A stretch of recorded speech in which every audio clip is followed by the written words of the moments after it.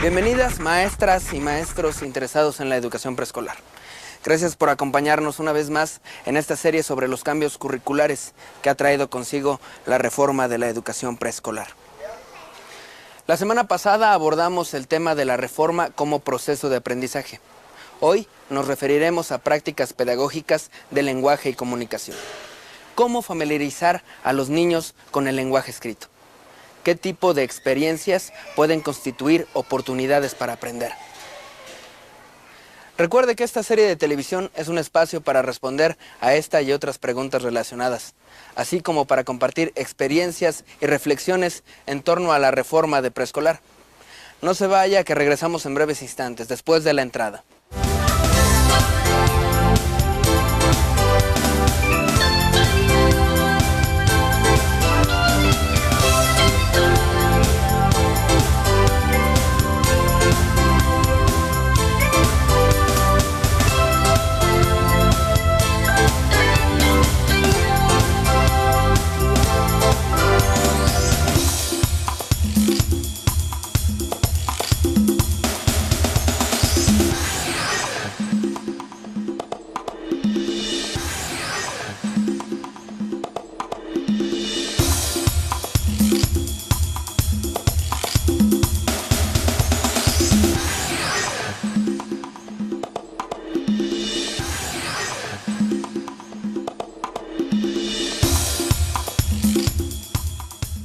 En esta ocasión nos acompaña la maestra María Hernández Medina de Ciudad Juárez, Chihuahua, quien compartirá con nosotros algunas de sus experiencias en el proceso de reforma en educación preescolar, específicamente en lo que respecta al campo formativo, lenguaje y comunicación. Mari, bienvenida. Gracias. Gracias por compartir con todos nosotros su experiencia, sus conocimientos, sus comentarios. Seguimos en torno a la reforma curricular para este nivel. Tenemos entendido que le ha interesado mucho el lenguaje escrito en particular. ¿Cómo surge y cómo se alimenta este interés? Bueno, creo que la lectura y la escritura siempre han sido una preocupación de las maestras y los maestros, y también que ha sido una demanda de algunas familias, ¿no? Es decir, esperan que los niños salgan leyendo y escribiendo del jardín de niños y lo valoran mucho. Incluso, bueno, esto ha llevado a muchas maestras a que reflexionen sobre cuáles son las mejores formas de que los niños se acerquen a la lectura, se acerquen a la escritura. Y en ese sentido, en mi caso particular, también, bueno, he descubierto de alguna manera la idea de que el lenguaje es prioritario, ¿no?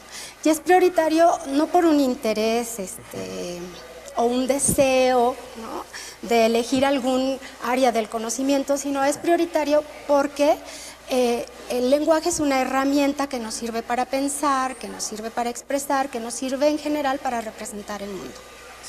Sí. Y bueno, en varios momentos usted ha hablado de las maestras y los maestros apasionados por trabajar y conocer específicamente ese campo, el campo del lenguaje y la comunicación. ¿Qué nos puedes comentar acerca de esta idea? Yo creo que la actitud por aprender se puede promover, se puede enseñar. Compartir. No, compartir, exacto. El docente no es solamente quien enseña, sino también constantemente, todos los días, está poniendo en juego capacidades que le ayudan para usar lo que sabe, buscando nuevos aprendizajes, es decir, para aprender más, ¿no? Y esto sería muy importante que los niños lo compartieran con él, que él lo explicitara con los niños, ¿no? Y en ese sentido, bueno, estar siempre en la búsqueda de propiciar situaciones que a los niños los lleven a querer o a tener el deseo o el interés por conocer más, es decir, aprovechar la curiosidad que muestran los niños en esta edad de manera muy natural para acercarlos a conocimientos o aprendizajes que les permitan también seguir aprendiendo, ¿no? Y que sean conscientes de ello. Claro, claro. Ahora, es muy importante pues analizar o entender qué es lo que interviene en los criterios de un docente para promover algo, ¿no? Tú tuviste una experiencia muy interesante, escrita con poesía de Gabriela Mistral en esta situación didáctica. ¿Qué tomó en cuenta cuando propuso a los niños que escribieran poesía? ¿Y qué lograste? ¿Qué logró con ello? Perdón por hablarte a veces. No, no importa, es mejor. La idea de este trabajo no era solamente que los niños escribieran poesía, esta era una parte de la situación en la que los niños iban a hacer o a tener oportunidad de hacer otras cosas, ¿no? Yo creo que el primer criterio y el más importante para mí fue en relación a lo que comentaba hace un momento. No sabía casi nada de Gabriela Mistral, ¿no? Y nunca había trabajado durante todo el año, habíamos trabajado diferentes tipos de texto, pero nunca un texto centrado en la autora o el autor del mismo. Okay. Y en ese sentido, bueno, eso fue lo que me permitió tomar la decisión. Me parece que el hecho de que todo el año los niños hubieran estado en contacto con distintos tipos de texto, tanto oyéndolos como escribiéndolos, les permitió pues de manera inmediata aceptar la actividad. Y en este sentido también me parece que parte de la intervención docente tiene que ver con buscar estos momentos donde tú puedes proponer una situación y enganchar a los niños, no porque la situación es retadora, porque es interesante, porque les presenta ciertos desafíos, pero que también se puede conectar con cosas que ya habían venido desarrollando, ¿no? Yo creo que sería muy difícil plantear una situación de trabajar poesía, por ejemplo, si nunca se hubiera tenido la experiencia en ese sentido. Y también quiero aclarar que esta experiencia en lo particular me permitió a mí deshacerme de algunas ideas, ¿no?, que todavía son fuertes y que todavía se pueden presentar en el trabajo. Es decir, por ejemplo, esta idea de que ya al final de curso, las últimas semanas, el último mes, ya con los niños no puedes trabajar nada, ya se quieren ir de vacaciones, llegan insoportables, ¿no? Y todo este tipo de ideas que manejamos las educadoras, que lo mismo pasa con el recreo. Es decir, después del recreo ya no se puede hacer nada, ¿no?, porque los niños llegan muy cansados. Entonces, con este tipo de experiencias yo pude comprobar que eso no es cierto, ¿no? Depende más de las condiciones en las que los niños puedan trabajar y puedan seguir aprendiendo. El hecho de que se vayan acercando las vacaciones no tiene nada que ver, ¿no? También, bueno, me parece importante que el maestro pueda también, en este sentido de aprender o de apasionarse por aprender, pueda platicar con los niños acerca de, por ejemplo, es que yo tampoco sabía, ¿no? Y entonces puedes estar leyendo un texto y decirles, esto está muy bonito. No, o no lo sabía y ya lo sé. Y entonces los niños empiezan también como a explicitar cuándo pueden encontrar algo que les ayude a ampliar lo que ya sabían, o que sea nuevo, o que les ayude a cambiar sus propias ideas.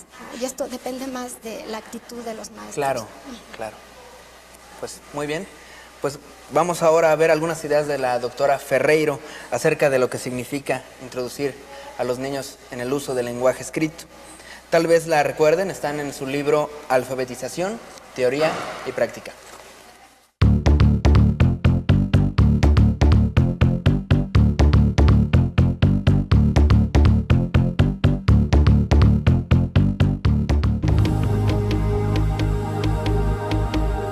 Introducir a la lengua escrita quiere decir al menos lo siguiente: poder escribir con variados propósitos y sin miedo a cometer errores, en contextos donde las escrituras son aceptadas, analizadas y comparadas sin ser sancionadas.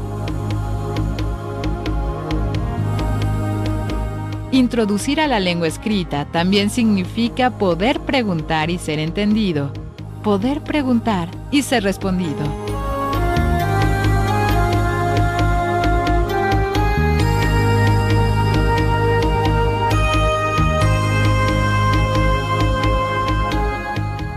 Mari, según tu experiencia, ¿qué es lo más importante de la intervención del docente y cuál es el reto más grande para la maestra, para el maestro respecto a la organización del grupo, sobre todo en situaciones que buscan impulsar las competencias del lenguaje?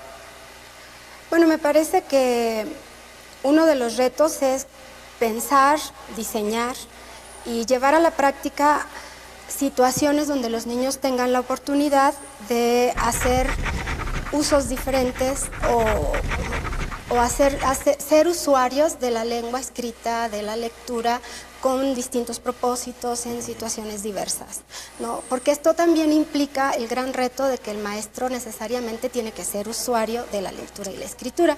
Difícilmente podríamos promover situaciones en el aula donde los niños tengan esta posibilidad, una posibilidad real, si nosotros no somos verdaderos usuarios de la lectura y la escritura.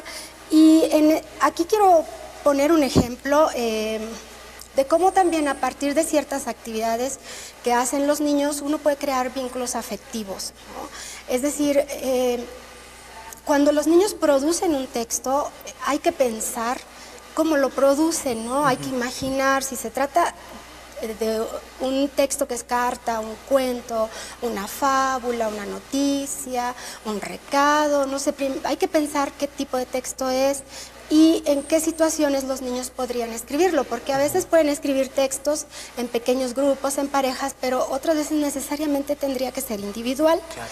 Y en ese sentido, bueno, la transcripción es muy importante porque le permite a los niños poder usar su texto, el texto que escribieron, leerlo y en ese sentido entender que la escritura tiene este sentido de que otros escuchen lo que ellos han escrito, ¿no? Exacto. ¿Y cómo reaccionan los niños cuando una maestra les propone una actividad de lectura y escritura? ¿Y qué otros textos has utilizado en tu aula?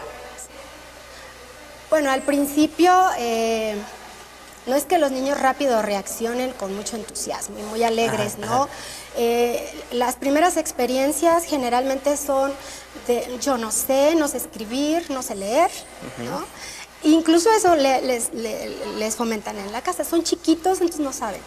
Y yo creo que a partir de estar promoviendo cotidianamente y sobre todo valorando las producciones, respetando las producciones de los niños, ellos van asumiendo que la escritura de ellos es distinta entre ellos mismos, con un adulto o con niños de a lo mejor el siguiente grado, pero que es escritura y que pueden a partir de poner marcas gráficas en los textos, decir lo que piensan, lo que sienten, ¿no? Informar. Recrearse, es decir, poner en relación todos estos propósitos de la lectura y la escritura. Y en ese sentido, después de que uno está cotidianamente invitando a los niños a usar o asumir actos de escritores, los niños lo asumen cada vez mejor y van avanzando en este aspecto de incluso ir descubriendo aspectos del sistema de escritura. Ahora, tú lo decías, en la casa les dicen, los padres de familia son muy importantes en este aspecto, son especialmente demandantes cuando se trata de lectura y escritura. ¿Cómo reaccionan las madres y los padres de los niños frente a propuestas como las que tú comentas, ¿no? ¿Tienen alguna forma de participación desde el enfoque en que estamos hablando? ¿Qué hacen? Sí, yo quisiera primero decir que es un poco contradictorio, ¿no? Ajá. Porque de pronto encuentras expectativas de las familias de querer que los niños se disfracen de lo que sea, pero que se disfracen porque se ven muy bonitos. Ajá. Y de pronto encuentras expectativas muy rigurosas en cuanto a que quieren que rápidamente accedan a la lectura y a la escritura convencional. Pero en este sentido me parece que la función de la maestra también tendría que orientarse a estar constantemente informando a los padres, invitándolos al aula, abriendo sus puertas para que participen y observen a los niños trabajar de otra manera y entiendan un poco más el sentido de la escritura y la lectura en el preescolar, que es mucho más complicado que llegar a la convencionalidad, por ejemplo. Y yo quiero comentar una situación que me acaba de suceder porque me parece que es ilustrativa en relación a la participación de las familias. En estos últimos días que se está terminando el ciclo escolar, bueno, muchas educadoras estamos entrevistándonos con las familias para entregar el expediente personal de los niños y conversando con una madre sobre los logros de su hija y todo el proceso que habíamos tenido durante el ciclo escolar. De pronto me dice, ¿no? Que unas semanas atrás habían estado en misa y llega el momento en el que el sacerdote habla ahí de la violencia y luego pide orar por los difuntos y la niña la jala, ¿no? Y le dice, mamá, por Federico García Lorca. Entonces, mamá, ¿por qué? Por Federico García Lorca. Dice, mamá, es que en la escuela estamos leyendo que Federico nació en España y que era escritor, y entonces ella, como estaban en la misa, ¿no? Para querer parar un poco la conversación, pero darle a la niña también la posibilidad, voltea y le dice, sí, seguro, hace mucho se murió, ¿no? Y entonces la niña dice, no, mamá, sí lo mataron, ¿no? Entonces dice la mamá, bueno, hay que orar por él. Entonces, pero esta situación desencadena, ¿no?, en las familias interés también por conocer, bueno, qué están haciendo los niños en el preescolar, ¿no? Y van y te preguntan, o desencadena también que en las familias haya conversaciones donde los niños pueden poner en juego lo que están aprendiendo. Qué interesante. ¿Te parece que veamos otros testimonios acerca de esto? Claro que sí.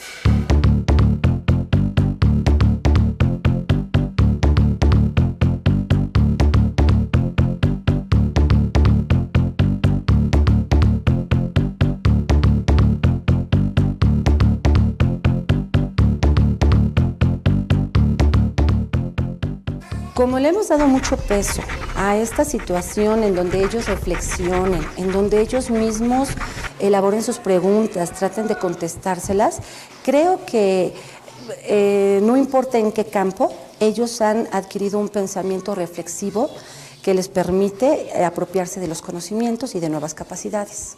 La idea central de la renovación curricular y pedagógica de preescolar es mejorar la experiencia formativa de los niños, ¿no, maestra Mari? Sí, de eso se trata, ¿no? Y, por ejemplo, en esta experiencia donde los niños tuvieron posibilidad de trabajar con Gabriela Mistral y su obra, aprendieron distintas cosas que me permiten a mí decir que efectivamente los niños están adquiriendo o están viviendo experiencias formativas en el jardín. Por ejemplo, aprendieron acerca de la vida de la autora y aprendieron acerca de que el texto biográfico sigue un orden cronológico, ¿no? Claro.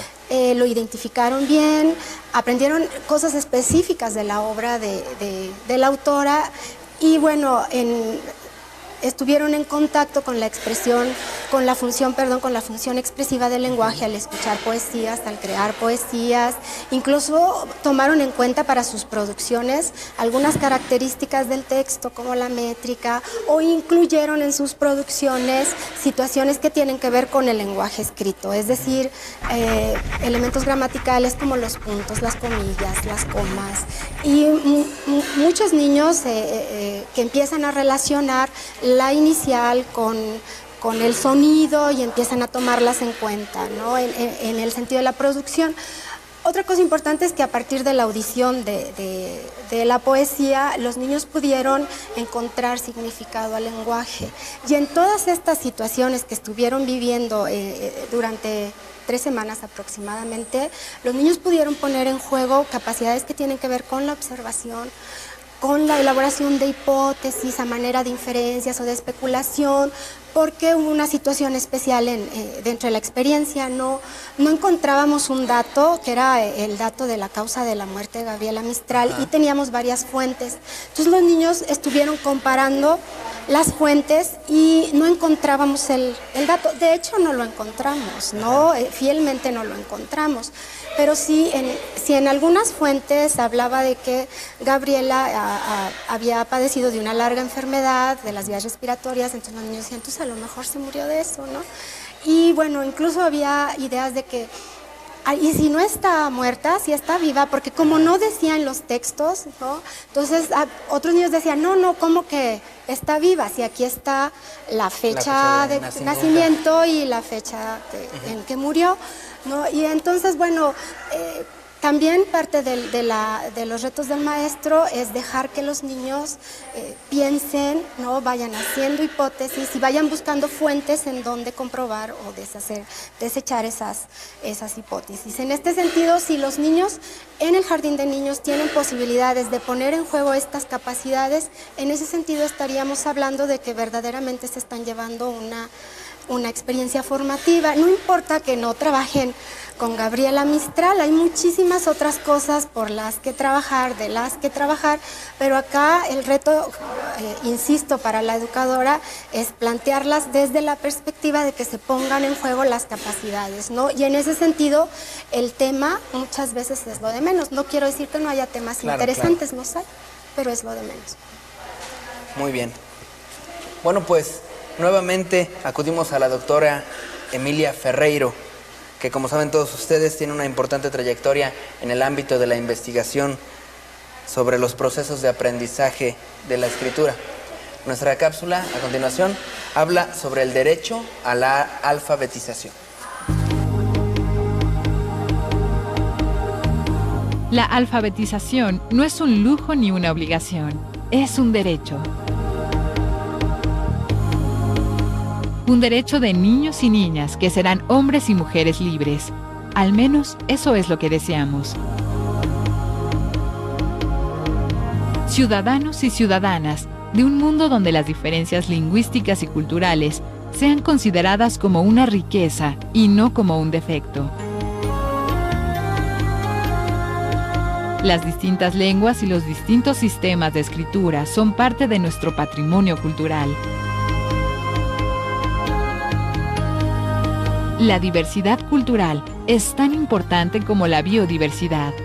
Si la destruimos, no seremos capaces de recrearla.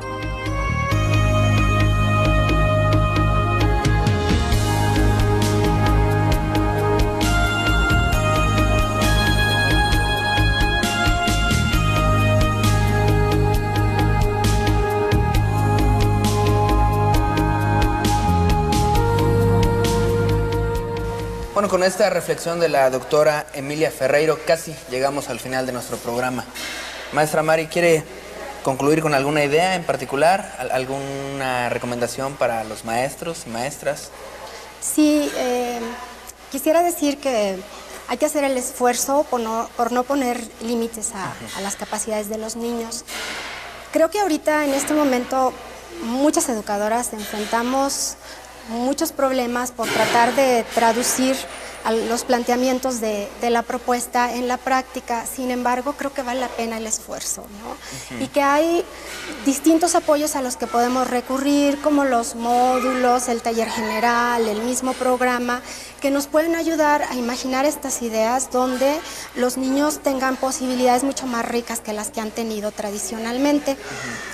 En este sentido también quisiera decir que en el caso de la lectura y la escritura, hoy sabemos que son elementos fundamentales para darle voz a los ciudadanos, es decir, que pueden hacer ciudadanos distintos, ¿no? Donde pueda minar un poco el asunto de la desigualdad. Entonces no pongamos límites a las capacidades de los niños. Claro. Bueno, pues ha llegado la hora de despedirnos. Le agradecemos mucho a la maestra María Hernández Medina su participación en este programa. Y bueno, a ustedes, amigos, los invitamos a que se comuniquen con nosotros. Sus comentarios nos interesan mucho y lo pueden hacer ingresando a la página www.reformapreescolar.cep.gov.mx. Los invitamos a que sigan nuestro siguiente programa, así que hasta entonces.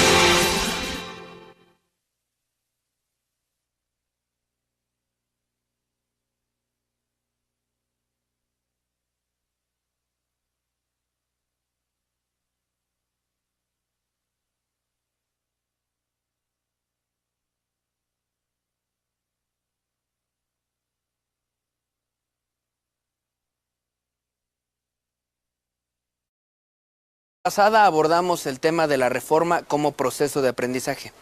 Hoy nos referiremos a prácticas pedagógicas de lenguaje y comunicación. ¿Cómo familiarizar a los niños con el lenguaje escrito? ¿Qué tipo de experiencias pueden constituir oportunidades para aprender? Recuerde que esta serie de televisión es un espacio para responder a esta y otras preguntas relacionadas, así como para compartir experiencias y reflexiones en torno a la reforma de preescolar.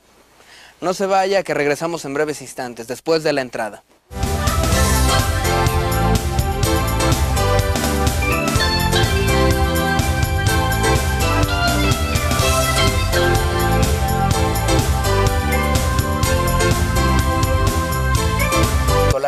Específicamente en lo que respecta al campo formativo, lenguaje y comunicación. Mari, bienvenida. Gracias. Gracias por compartir con todos nosotros su experiencia, sus conocimientos, sus comentarios. Seguimos en torno a la reforma curricular para este nivel. Tenemos entendido que le ha interesado mucho el lenguaje escrito en particular. ¿Cómo surge y cómo se alimenta este interés? Bueno, creo que la lectura y la escritura siempre han sido una preocupación de las maestras y los maestros, y también que ha sido una demanda de algunas familias, ¿no? Es decir, esperan que los niños salgan leyendo y escribiendo del jardín de niños y lo valoran mucho. Incluso, bueno, esto ha...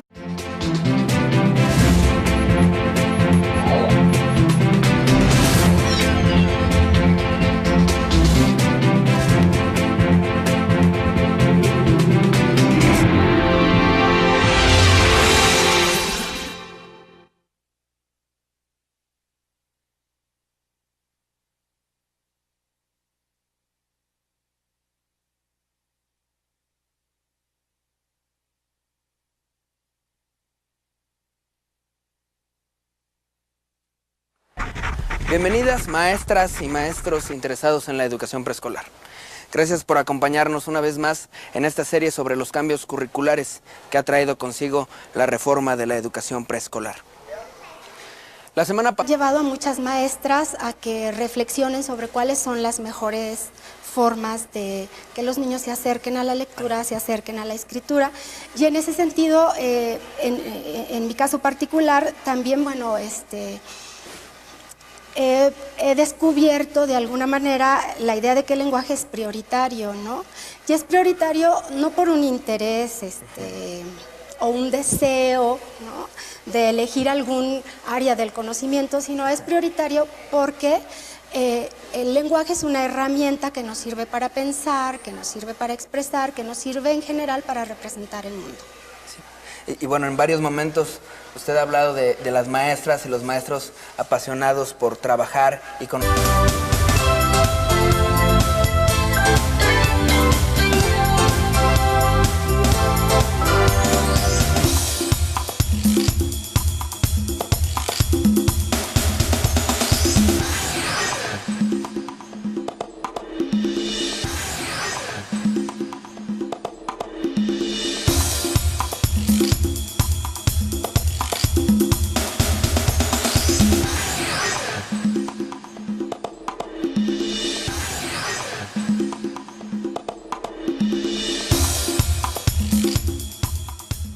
En esta ocasión nos acompaña la maestra María Hernández Medina de Ciudad Juárez, Chihuahua, quien compartirá con nosotros algunas de sus experiencias en el proceso de reforma en educación preescolar.